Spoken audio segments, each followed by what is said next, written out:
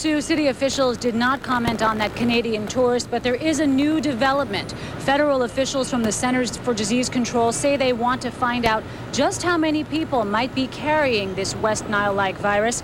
Officials from the Centers for Disease Control say that based on the information they have gathered so far, they are going to be beginning a new investigation.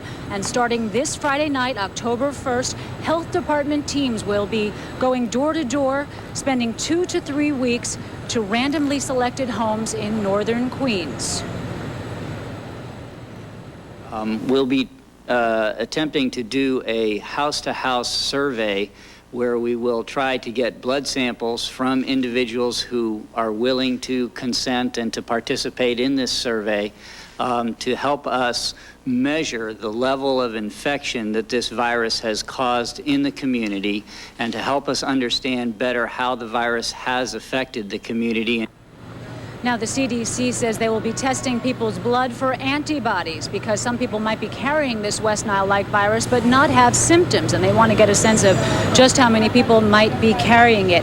The tests will not be mandatory. If people do agree to be tested, it will be confidential. I will give you the names of the neighborhoods and the zip codes where this testing is going to be conducted. In northern Queens, the neighborhoods of Linden Hill, Murray Hill, and Whitestone. In the zip codes of 11354, 11357, and 11358. And as for those ticks that Sue and Dean mentioned just a little while ago, the CDC said that ticks are not their primary concern with regard to being a vector to transmit this. Mosquitoes still appear to be public enemy number one. We're live at City Hall tonight. Melissa Russo, News Channel 4. Dean? Thank you, Melissa. Well, this new campaign raises even more questions about this virus and how to prevent its spread. Dr. Max Gomez is here to help us with some answers. I'm curious about the CDC and the legitimacy of when they show up at the door. How do you know whether it's the real guy? Well, I asked that question. I just got off the phone with the CDC just a few minutes ago. The CDC will be going around, or CDC representatives will be going around with Department of Health representatives. They will have identification. You should clearly ask for identification. They will come in. They will ask you if you have had, well, they won't necessarily come into the house, but they will ask, have you had any of these symptoms, primarily headache and fever, any time in the past period of time, probably stretching back several weeks. If you have, then they will ask your permission to take some blood, which they will typically be ready to take right then and there. Small sample of blood, which then they will use to tell whether or not they will look for antibodies in the blood. That will tell them whether or not you have been exposed to or infected by this encephalitis virus. And the key there is a lot of people have been exposed to it, got a headache, got fever. A lot of us get headaches and fever and kind of forget about it. We get better and we don't go to the doctor. Those people may have been exposed to the virus. This gives them a much better handle on really how widespread the exposure is and the outbreak really is. So the markers would still be in the blood even though the symptoms are long past. Right, the symptoms may be long past, but you have developed antibodies to that virus. That's the marker. Those are the footprints, if you will, that they will be looking for, and that will tell them how many people have really been exposed, because the number that actually end up in the hospital or end up really sick and being reported to authorities may be very small. It might be the tip of the iceberg, or it might actually be a significant part. We have no real handle on that because we don't know how many people have been exposed. By the way, this is not the first time this is being done. It's not untypical, it's not common, but the CDC does do this periodically when there are these kinds of outbreaks, particularly in urban areas. Anything else we should need to know about this, Max? They will be looking for antibodies. They will not be looking for virus and virus types. That's going on in a different laboratory. They will have identifications. They'll be coming by at different times of the day because, like taking a census, they'll be trying to catch people at home where they can request that, and it is voluntary. This is not at all mandatory. It's a population-based study, and it's voluntary. Is this likely, Max, to spread beyond Queens at some point? Did the CDC mention anything about expanding this? Well, it will probably go to any area where there seems to be an outbreak or a pocket of cases. It will start in Queens because that seems to be where the outbreak began, but any place where they think that there may have been significant other exposure, they can take it there. Should we be at all concerned about we talked about this yesterday, about the source of this virus, or does it really matter what the source of this virus is? It doesn't really matter whether it is coming via ticks or they're coming via mosquitoes, and whether we call it, as we at first called it St. Louis encephalitis, then we called it West Nile, and it's West Nile-like, and maybe it's something different enough from West Nile to call it an entirely different virus. The CDC is saying it's clear that they are all very, very close together. The treatment is exactly the same. There is no antibiotic for it, so the treatment is still supportive therapy, which is heart and lung support. It's also fever reduction, pain relief, and so forth. And the control efforts are exactly the same, regardless of how it is being spread and whether we call it St. Louis, West Nile-like, or something else. Okay, Dr. Max, thank you. Well, this News Channel 4's Tony Aiello continues now our team coverage with the story of another patient who is being treated for this disease. Tony joins us live from White Plains. Tony? Dean, this just in from the state health department. The number of confirmed cases of this West Nile-like virus in New York State rose today to 43. That includes 8 confirmed cases here in Westchester County. One of those 8 Westchester residents has died, an elderly woman from New Rochelle. Also, county health authorities report they have found the West Nile-like virus in a dead bird recovered in Mount Vernon. And a Westchester County lab is playing a part in the medical detective work, tracking how this viral infection spreads from birds to humans. The mystery virus that now has killed at least 5 people almost claimed the life of 60-year-old Enrico Gabrelli. He's been treated at Flushing Hospital since August 12th, his wife at his bedside nearly every day. All of a sudden I said, what's going on here? What happened? I thought it was a stroke or something. I really don't know. The best guess is that an infected mosquito transmitted the virus to Gabrelli and dozens of others.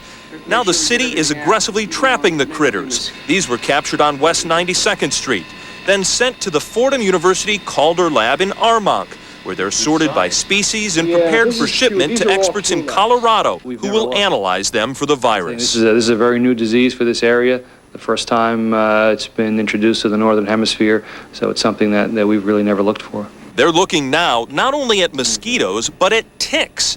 Experts at the Centers for Disease Control and Prevention suspect there's an outside chance ticks may be able to carry this mystery virus. We know that where this virus does occur, naturally you can find virus in ticks, but there's a big jump from that to saying that we can find ticks here that can transmit the virus. Worth looking at? It is worth looking at, and it's something that will be pursued, certainly.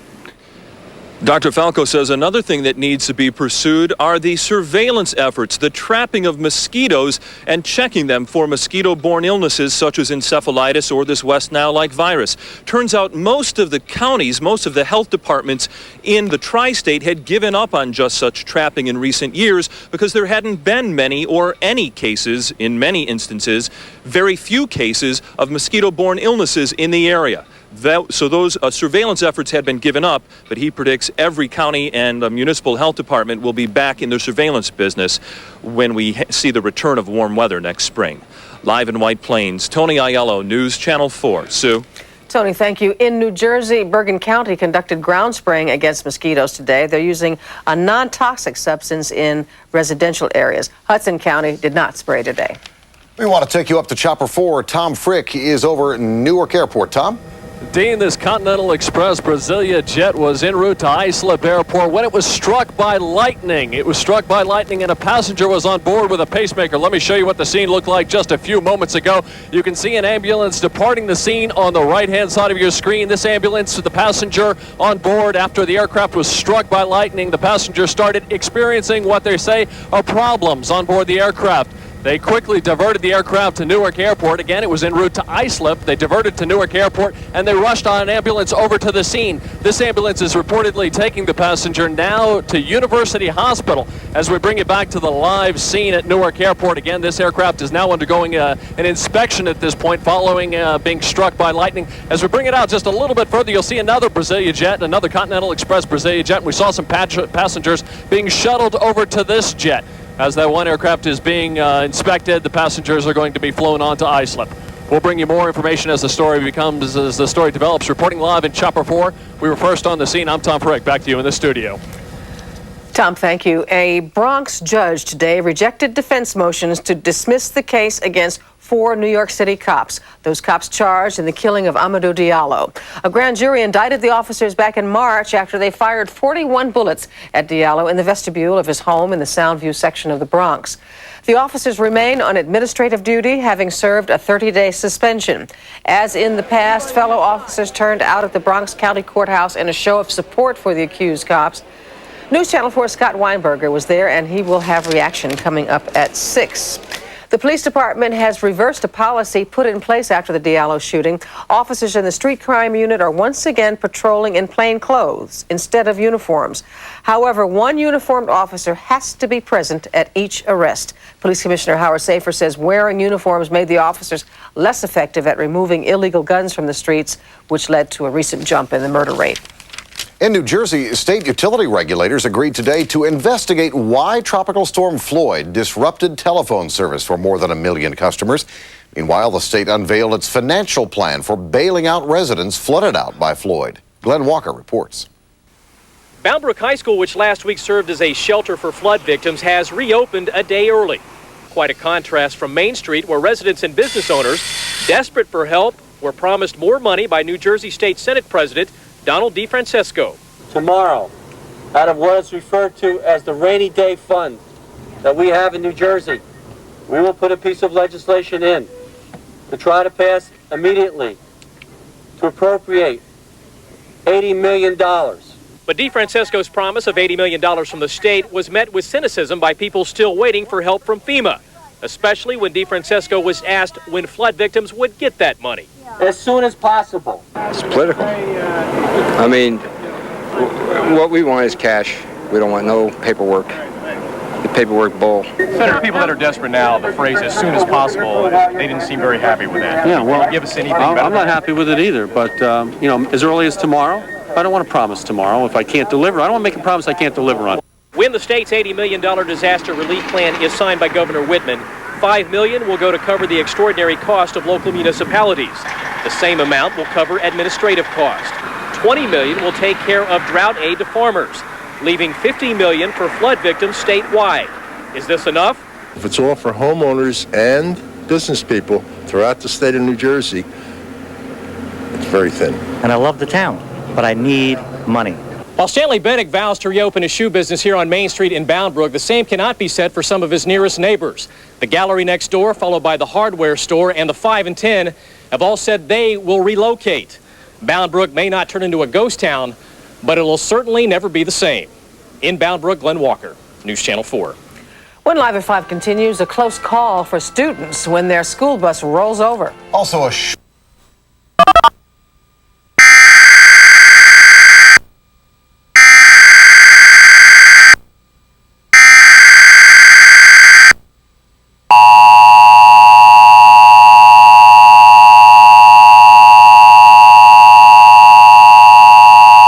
An emergency has been declared for this area. For emergency details, please tune to Channel 8.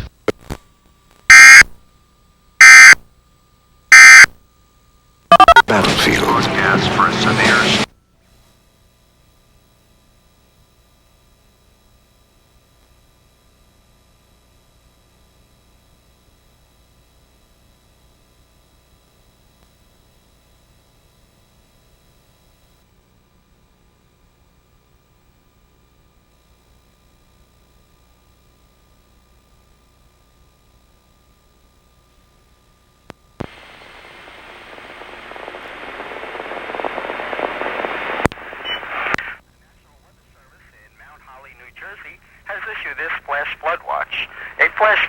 has been issued for later tonight into early Thursday morning for most of New Jersey except the southeast. The flash flood watch includes the following counties. In New Jersey, Sussex, Warren, Morris, Hunterdon, Somerset, Middlesex, Mercer, Burlington, Camden, Gloucester, and Salem. A vigorous early autumn cold front is forecast to bring rain to the northern mid-Atlantic region during tonight and into early Thursday morning.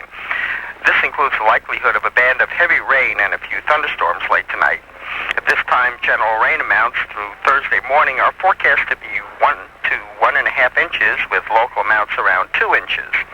Although the duration of the heaviest rain late tonight will probably be somewhat limited, the rate of rainfall could be high enough to cause some flooding on the smaller flood-prone streams and creeks. A watch means that conditions exist for flash flooding to occur, and people in the watch area should be prepared for streams flooding as well as urban and poor drainage flooding. Those living in flood-prone areas are urged to move to higher ground if flooding is observed or a warning is received. Motorists should not drive into flooded areas on roads because of the uncertainty of water's depth as well as how fast it's flowing, which is especially hard to gauge at night. For additional weather information, including forecasts and possible warnings, listen to the NOAA Weather Radio as well as commercial television and radio. Weather information is available from the National Weather Service Mount Holly office on its homepage at www.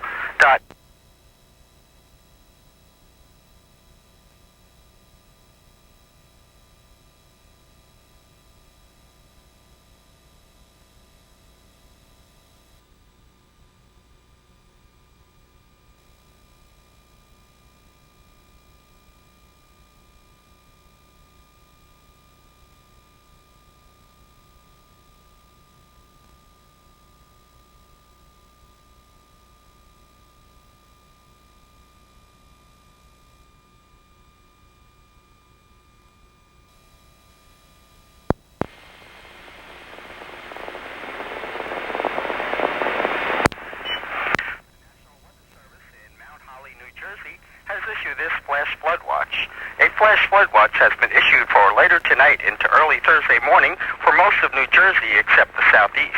To the heartland. It was Bill Clinton's idea. He ran his '92 campaign from Arkansas. George W. Bush's front-running GOP organization is in Texas. Bill Bradley's based in New Jersey. Al Gore said today he wants to debate Bradley a lot, but not right away. And Gore claims he's not disheartened by Bradley's surge. Well, there are only two candidates. You got Pepsi and Coke. Gore says voters who want to get a taste of him won't have to go to mass rallies anymore. He'll hold more intimate sessions. And Gore's campaign staff will shrink too. Some top people not willing to move to Nashville. Others to be fired by a candidate who says he's fired up. I welcome the new shape of this campaign. This is a hard, tough fight. Not surprisingly, Bill Bradley today is not assisting Al Gore. Bradley says he's already spent 10 months building grassroots support and says he's already scheduled joint appearances with the vice president. I'm Steve Handelsman, News Channel 4 at the White House. Well, Gore's campaign shakeup comes one day before he and Bradley have to disclose their fundraising totals. Bradley is expected to show he's attracting campaign cash just as well as Gore is. A school bus carrying nearly 50 children on a field trip was involved in a rollover accident in Ohio today. Police say the bus tires slipped off the narrow two-lane road onto the gravel, leading the driver to overcorrect. The crash ignited a small fire, and rescuers found students sitting in a nearby cornfield with scrapes and bruises, crying and consoling one another. The students were taken to area hospitals, but none of the injuries appear to be life-threatening. Still ahead on Live at 5, all aboard for Yankee Stadium. The MTA puts up money for a new train stop at the house that Ruth built. Also a story you'll see only on News Channel 4, why anglers ignore all the health warnings and eat fish they catch in New York Harbor. Plus, Janice Huff with a changing forecast. That's right, Sue. We've got some warnings and watches in effect for our area as a cold front approaches that's going to bring some heavy rain and a lot of wind. It's been producing severe weather over the Ohio Valley and western Pennsylvania. It's coming our way tonight. I'll have the details coming up next on Live at 5. Yeah. Tonight, Lifeline, a small machine that could save thousands from dying of a heart attack. Anyone can learn how to operate. Why aren't more available? NBC Nightly News tonight. My pans used to get baked en masse, but now they sparkle. What's my secret? Boston Market. For a limited time, you can get a quarter dark rotisserie chicken, 2 mouth-watering sides, cornbread, and a Coke for just $4.99.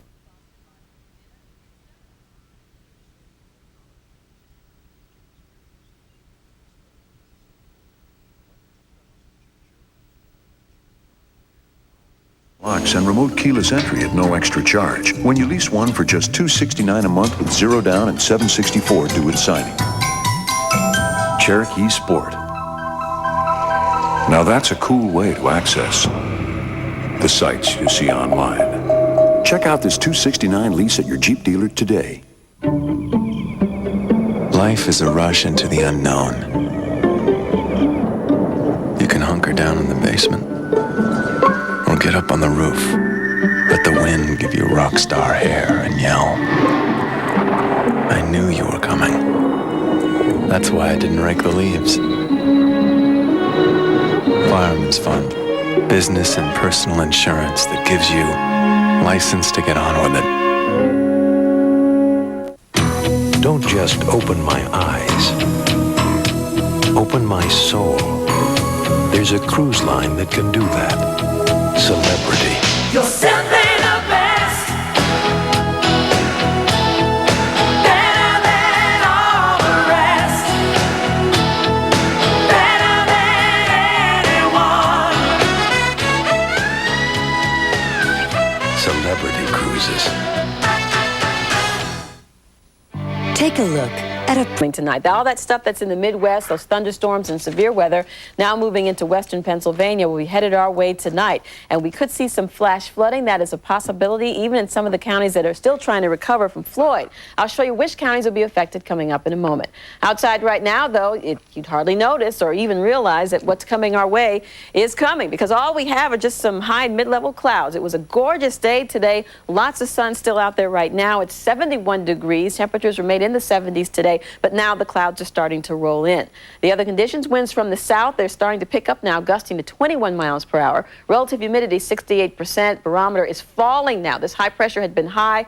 This pressure reading had been high the last several days. It's starting to come down a bit as the low pressure system and the cold front approaches the area. Oh, our neighborhood weather net station at Blairstown, New Jersey, it's 77 degrees. That was your high today. Started out at 64 this morning. Here's the weather almanac from Central Park as we check it out. High today was 74, a couple of degrees above normal, as well as the low was only down to 68. So a very mild night and a nice warm day with lots of sunshine. The records 88 in 1945, down to 42 in 1942, 2.18 inches of rain in 1963. Temperatures are in the 70s right now. Newburgh at 68, 77 in Morristown, 70 out at Montauk. We do have severe weather and tornado watches in effect for western New York and Pennsylvania. Nothing in our area just yet, but the potential for some thunderstorms, a low risk for New Jersey for tonight. And after midnight, we'll start to see this frontal system approaching the area and the rain intensifying. It's going to be a quick moving system because by tomorrow afternoon, it will be making its way up into New England. In the meantime, flash flood watches are in effect for northern and central New Jersey, with the exception of Bergen and Passaic County, not just yet, but mainly western New Jersey. Wind advisories are also in effect. We expect gusts to 50 miles per hour, and there's a gale warning in effect along the entire coastline. So this system is quite potent. It will be moving through fast, but it will bring a lot of wind and rain in the next 24 hours. Here's our forecast for the tri-state area. So good news on the way after tonight and tomorrow. But for tonight, mostly cloudy and the rain after midnight with lows in the 60s. Very gusty winds through tomorrow morning. The rain may be heavy at times during the morning commute, 65. And the temperature during the afternoon, 69. Cooler weather, windy weather, gradual clearing by the afternoon. Big changes in a short amount of time coming our way. The 5-day forecast a little bit later on Live at 5. All right, Janice, thank you. Your neck is on fire. Is it really? It's flaming, isn't it? It's beauteous. Why, thank you. Thank you. Well, coming up next in Consumer News, we sent Roseanne Coletti to the showers. How else can she tell us about the best new shower heads? That's straight ahead. Must-see TV Thursday, Chandler's moving in with Monica. How can he soften the blow for Joey? I promise you, the minute Monica and I break up, I'm moving right back in with you. Then Diego's taking his breakup with Jesse. Good Housekeeping looked at some of the best bets for the money. In search of the best shower heads, Good Housekeeping had 6 testers and their families lather up. They got spritz with shower heads costing between $30 and $135. There are 2 types. The more traditional wall-mounted shower head, which saves you space and you can precisely angle it. Or you can get a handheld shower head with a long hose, allows for versatility. Good Housekeeping felt the wall-mounted Pollenex pouring rain was very relaxing. Even though it offers only one spray pattern, its name seems very fitting. It does feel like rain. It's large, the shower head, and the water comes down in a nice drumming effect on your head and your shoulders. I stayed in the shower longer than I would have otherwise. Teledyne Water Pick Flexible Shower Massage is another mounted shower head that drew raves. I really like the Teledyne the best. It was definitely my favorite. It had different massage settings, different water pressure settings, and plus the nozzle was flexible, so if somebody was tall, they could extend it up. But the best shower head overall was the handheld Speakman AnyStream 2000. It showers you with every kind of spray, from a fine mist to a coarse massage. One of the features I liked about the Speakman was that it had the handheld feature. So it's easy to rinse soap off of those difficult to reach parts of your body. Plus, it's easier to clean the shower and tub afterward. Now, we should point out all the new shower heads limit the water flow to a money-saving 2.5 gallons per minute. I love the showers that adjust to all those different things. No, you don't care, do you, Roseanne? No. All right. Let's keep it moving then. Shall we? Coming up on Live at 5, we have some really sad news about Dudley Moore. He is struggling against a rare disease. His doctor tells News Channel 4's Dr. Ian Smith about Moore's experimental treatment. Also on News Channel 4, ignoring the experts and eating the fish caught in New York Harbor. Who's doing it and how safe is it? Later in medical news, Dr. Max Gomez on health issues that affect the nation's children. Melissa Joan Hart, but this teen idol's bearing on sound, not Barnegat Bay. We're in Williamsburg on the banks of the East River looking across to Manhattan, or we're in Harlem on the Hudson looking across to New Jersey. These are but a few of the fishermen and women who line the riverbanks not for sport, but for dinner. This is not a sport here. The people that are here because they're doing what a lot of people do in Pathmark. Shopping for food. Sábado y domingo. Saturday and Sunday. But their several meals a week come with a warning. The fish in these waters may live, but they are contaminated.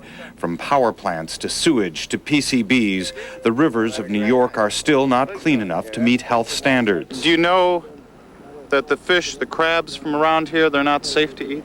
Yeah. Yet still they come back to fish and crab almost daily. Because you've never gotten sick, you've never seen anybody sick? Nobody sick. So you don't believe it's bad? No. You should eat no more than one meal per month. In fact, state standards say children and pregnant women should eat no fish from these waters. And yet it's a message that subsistence fishermen don't understand or have never heard. This is the educational piece that's missing here. That they believe that the fish that are coming from the north are clean. We should have signage. People should know they take a risk if they eat the fish. But a pot of crabs like this would cost $9 or $10 at the market.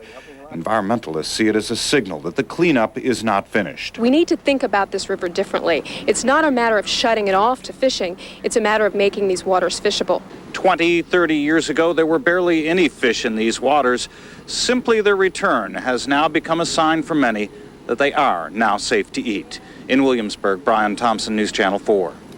Just one day after actor Michael J. Fox took his personal fight against Parkinson's disease to Capitol Hill, another actor is going public with his own struggle. Dudley Moore is being treated at a West Orange clinic for an incurable brain disorder related to Parkinson's. News Channel 4's Dr. Ian Smith spoke with one of Moore's doctors. As is so often the case, Dudley Moore has had quite a tempestuous career, dazzling audiences with his theatrical and film genius, as well as successfully showcasing his musical talents.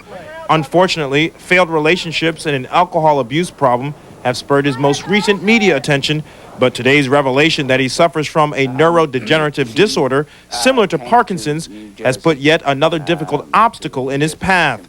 Dr. Thomas Galsky has been part of Moore's rehabilitation team. Because it is a movement disorder, is most obviously seen in its effect on falling. Very many patients with PSP fall an awful lot due to problems with their ambulation, their walking. As well as vision problems and difficulty speaking, problems swallowing food, as well as changes in mood or behavior. Moore has been suffering from this disorder for the last 5 years, but because it's so similar to Parkinson's in the early stages, it was difficult to make a definitive diagnosis.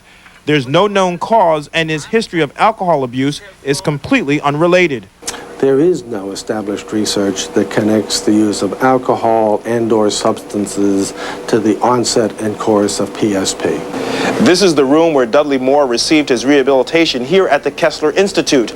Now, while there is no cure for his disease, many believe that rehabilitation as well as medicines will reduce the severity of the symptoms and hopefully delay progression of the disease. A comprehensive approach by Moore's team has allowed him to endure a grueling rehab program. It's an exhausting program, and he was incredibly diligent in how he approached this and maintained his motivation to see this treatment program through, even though he knew it was a progressive condition. just terribly courageous. There's no telling how long Moore can survive this disease. In fact, some experts estimate 8 years after the onset of symptoms, many patients succumb. But each case does carry a different prognosis. One thing is for certain, after coming back many times in his career, this one could be the most difficult for Dudley Moore. I'm Dr. Ian Smith, News Channel 4. Let's go up to the newsroom now to Michelle Marsh for a look at what's coming up at 6. Michelle? Hi, Sue. The battle over the controversial Virgin Mary painting with manure splattered on it is getting uglier. Take the painting down or vacate the premises. That demand from Mayor Giuliani tonight.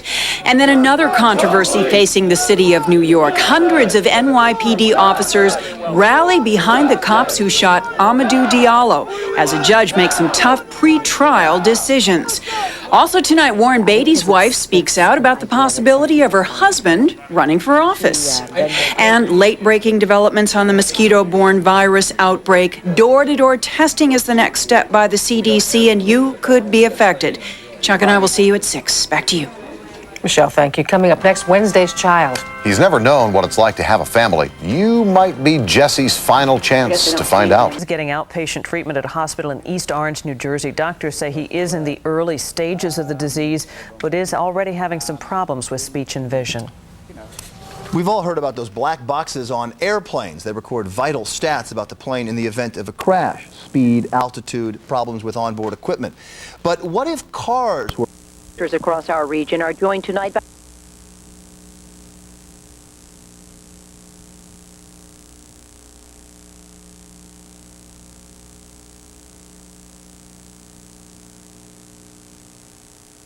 this could be a form of equine encephalitis. Sample to Albany for testing.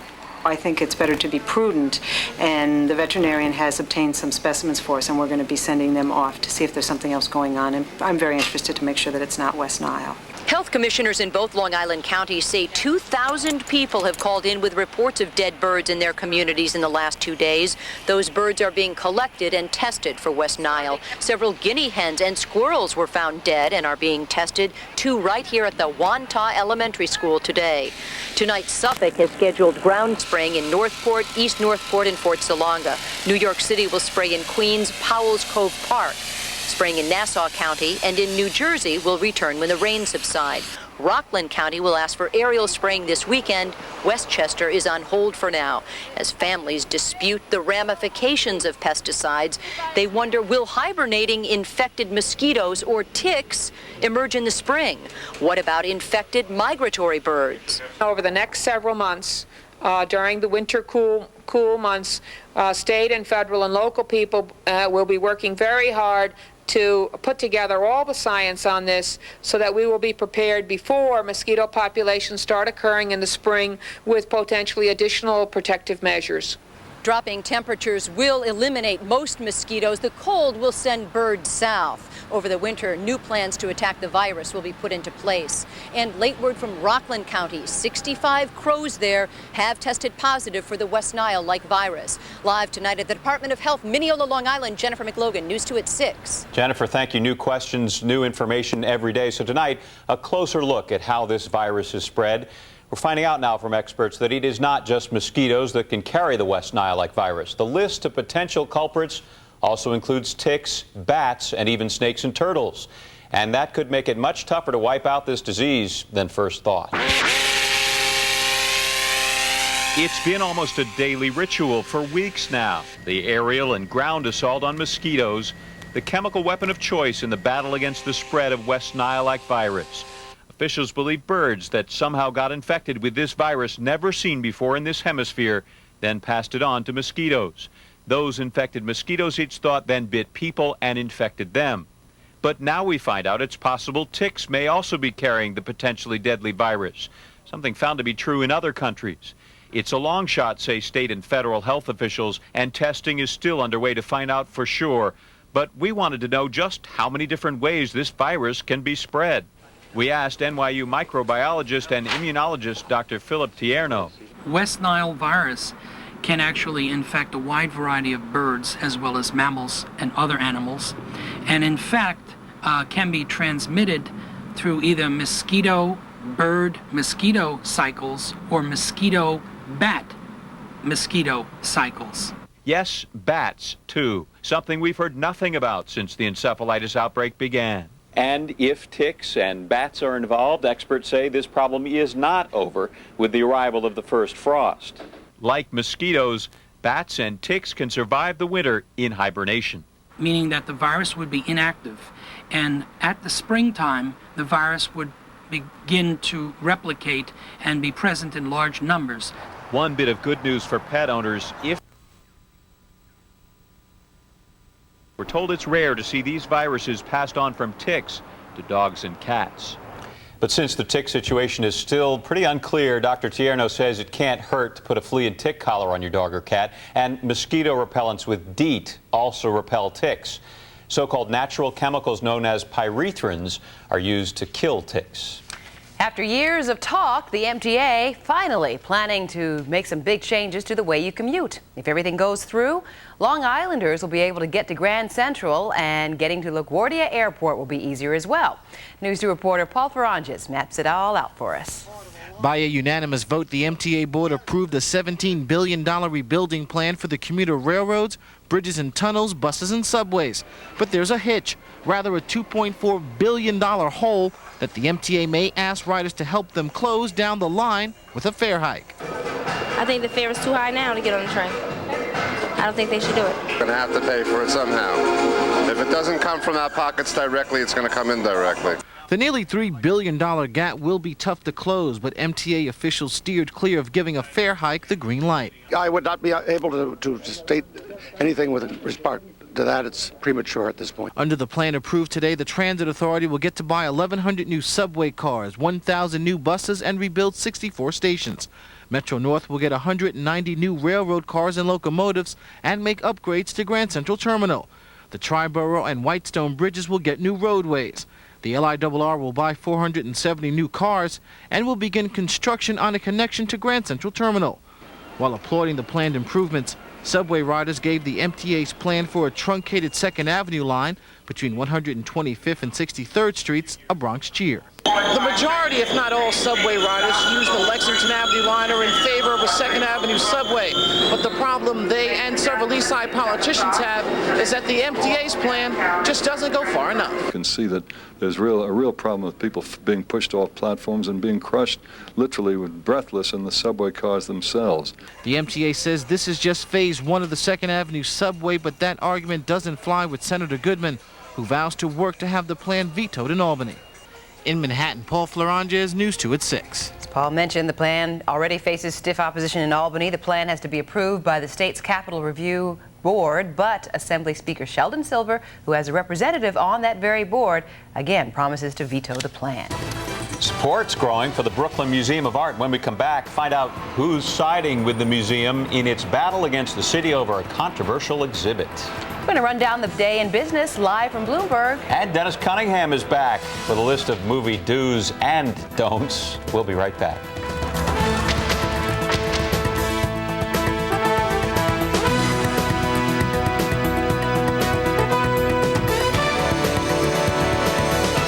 The Bloomberg Business Report, sponsored by Waterhouse Securities.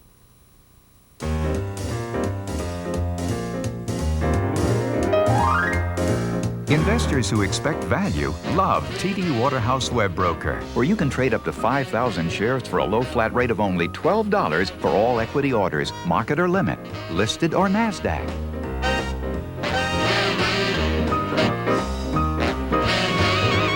You'll also receive free real-time quotes and charts, free online investment information, including S&P stock reports, Zacks earnings estimates, and Morningstar Mutual Fund performance data. In addition, you automatically receive a free asset management account, all for just $12 per trade. So visit one of our more than 160 branch offices nationwide or call this number now. You'll also receive our free investor's guide to online investing. TD Waterhouse, with over 160 branch offices nationwide.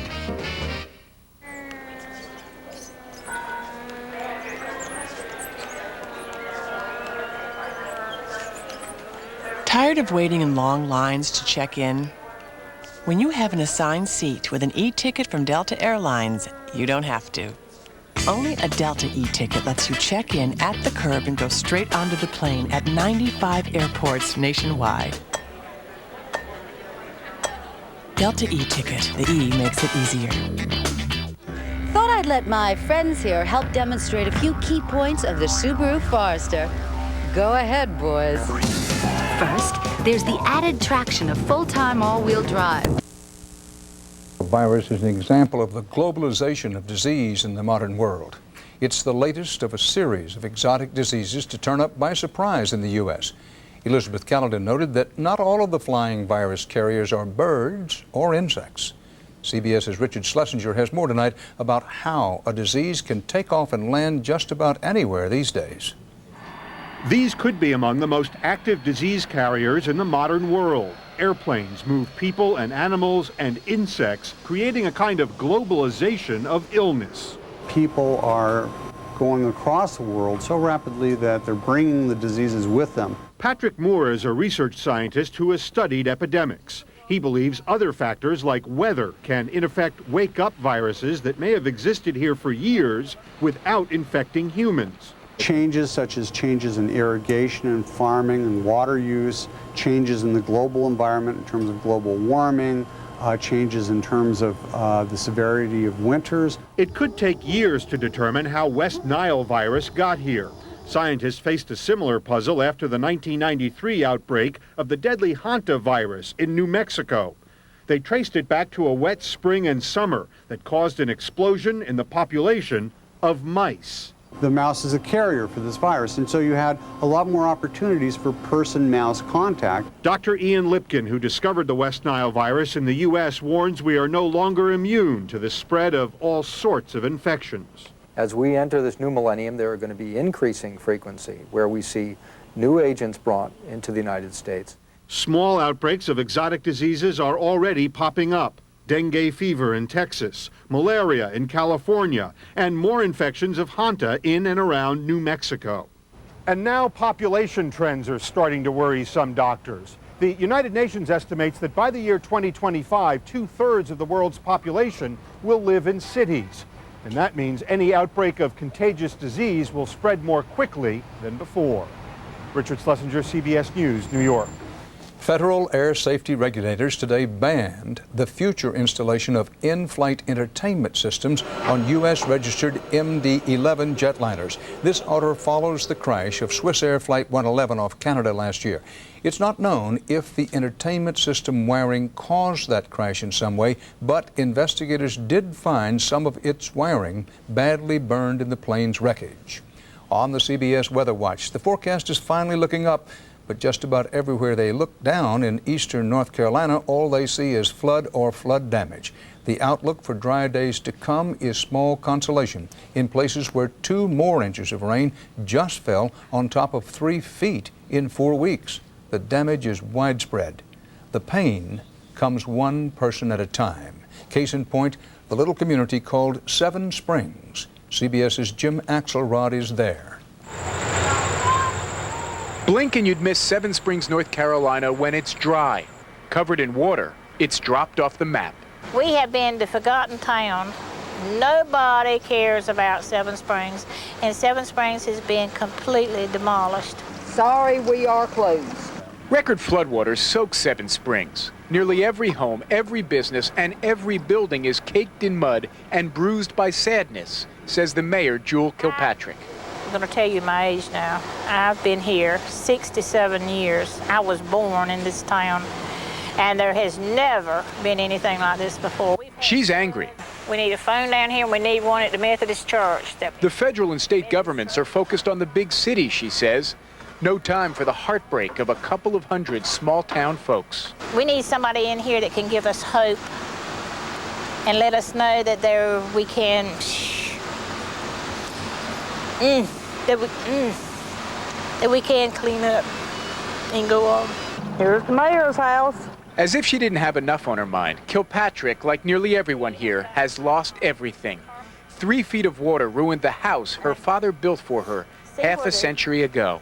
He made me promise I would never get rid of this house. He said that as long as I lived and I kept this house, I'd have a roof over my head. I don't have that now. Late this afternoon, the rain started again in Seven Springs. Well, we've already lost everything. What is a little bit more water? It's like a few tears in a flood. After a while, who's to notice? Jim Axelrod, CBS News, Seven Springs, North Carolina. Still ahead on the CBS Evening News, more than 50 injuries today in school bus accidents. Could seatbelts and perhaps better buses have made a difference? Is America ready for another president named Warren? And the American dream. Tonight, we'll introduce you to a stranger's best friend. A lot of people have allergies. I have multi-symptom nasal allergies. It's the sneezing, itchy, runny nose, the nasal congestion. It's all of it. I told my doctor, I've had it. I want an allergy medicine made for my kind of allergies. He prescribed multi-symptom Flonase. Flonase nasal spray once a day relieves all nasal allergy symptoms all day and night. All it takes is Flonase. The #1 prescribed nasal allergy spray. Even kids as young as 4 can use Flonase. For best results, use daily. If side effects occur, they are generally mild and may include headache, nosebleed, or sore throat. Call to learn more. Ask your doctor about multi-symptom Flonase. When you get it all it takes is Flonase. Now our first denture cleanser keeps dentures feeling clean all day. New Fix-It-Dent with ProGuard, a breakthrough tablet and bath system. First, place your dentures into the bath and release the power of ProGuard to get them 4 times cleaner. Then you lift the inner basket to help seal in the clean with the ProGuard barrier, protecting against plaque and odor-causing bacteria from morning till night. Fix-It-Dent with ProGuard. Start cleaner, stay cleaner. While some folks couldn't sleep, you were peacefully sleeping thanks to new Simply Sleep from the makers of Tylenol PM. It's non-habit forming and eases you into a restful night's sleep. New Simply Sleep. More than 50 children were injured today in a pair of school bus crashes. None of the injuries was life-threatening, but they refocused attention on the debate over why seatbelts are not required on most school buses and the question of how good are the buses themselves. CBS's Bob Orr has been investigating this. In Minneapolis, more than a dozen children were hurt when 2 school buses collided on a neighborhood street. Earlier near Columbus, Ohio, an even more serious crash. 38 children on a class field trip were injured when their bus veered off a road and rolled over on its top. When I first pulled up on the scene, all I've seen was just bodies laying out in the field. Most of them appeared to be minor injuries, abrasions, scratches. Some of the students were taken to hospitals with back and neck injuries, suffered when they were thrown from their seats and slammed into the ceiling. The accidents come as federal regulators continue to study the issue of adding seatbelts to school buses. Supporters claim seatbelts, a relatively inexpensive fix, would prevent these kinds of injuries. But it's not about money. Recent crash tests suggest in most accidents, seatbelts may actually do more harm by increasing the risk of pelvic and head injuries. For 30 years, safety experts have argued that buses are designed to keep kids in safe compartments between padded seats. But that doesn't always happen. She fell to the floor and slid under the seats. Nora Job's daughter, Brianne, was injured in this 1997 school bus accident that killed 3 other students. Why do we overlook the one vehicle that many millions of children across the United States are transported on twice every day, and yet we allow them to ride unrestrained? But regulators are not likely to change the law and require seatbelts for buses. School bus fatalities are extremely rare, and even when accidents do happen, as we saw twice today, injuries tend to be minor. Bob Orr, CBS News, Washington. President Clinton said today he wants to forgive the debts owed to the United States by the world's poorest countries. The president said poor nations should not have to choose between paying interest on their debt and meeting basic needs. He urged Congress to pass the needed legislation. On the CBS Market Watch, Bell Atlantic asked federal regulators today for permission to offer long-distance phone service to its local customers. Similar requests from other Baby Bells have been denied. On Wall Street this day, stock prices closed lower. The Dow down 62, NASDAQ off 25. Next on the CBS Evening News, a whole lot of shaking going on in the Gore campaign. as he moves his operation out of the Beltway, and Warren Beatty pumps up the buzz about a possible move out of Hollywood to a White House bid. It's great. Okay, we really. Used to be, if I want something done right, I called me. It worked, until I tried to quit smoking. I needed more than me. I got Nicorette. Nicorette helped me 2 ways. I used it on a regular schedule to help prevent my cravings, and for unexpected cravings, I was ready with an extra piece. I used to be a slave to cigarettes. Nicorette helped me hang on, helped me win. Now that I'm nicotine-free, I gotta tell you, it feels good to win. Now Nicorette is available in mint. What a refreshing choice. You can do it. Nicorette can help. It's time. Time for your heartburn to kick in because your heartburn relief gave out. It happens 2 or more days a week, even though you've treated it and changed your diet. That frequent, persistent heartburn may be due to acid reflux disease, potentially serious. It's Prilosec time. Time to see your doctor about prescription Prilosec. Your results may vary, but for many people, Prilosec provides 24 hours of complete heartburn relief with 1 daily dose. Ask your doctor for more information about Prilosec and if it's right for you. The most common side effects are headache, diarrhea, and abdominal pain. Because I believe our system desperately needs shaking up. And with Election Day already seeming unbearably far away, the Beatty buzz has people talking, even if it is just talk. Most people in the long run are not going to opt for Beatty, any more than they did for Perot. But they sort of have a romantic fling, at least, with the thought, well, maybe we could have somebody more interesting. Beatty is making what is billed as a major political speech tonight here in Beverly Hills and may hint at whether he's a serious candidate or just Bullworth. Jerry Bowen, CBS News, Beverly Hills. If Warren Beatty were to become the 43rd president, his salary would be $400,000 a year. President Clinton signed legislation today increasing congressional pay and also doubling presidential pay effective January 20th, 2001. Up next here on CBS, The American Dream. One person making the difference between life and death.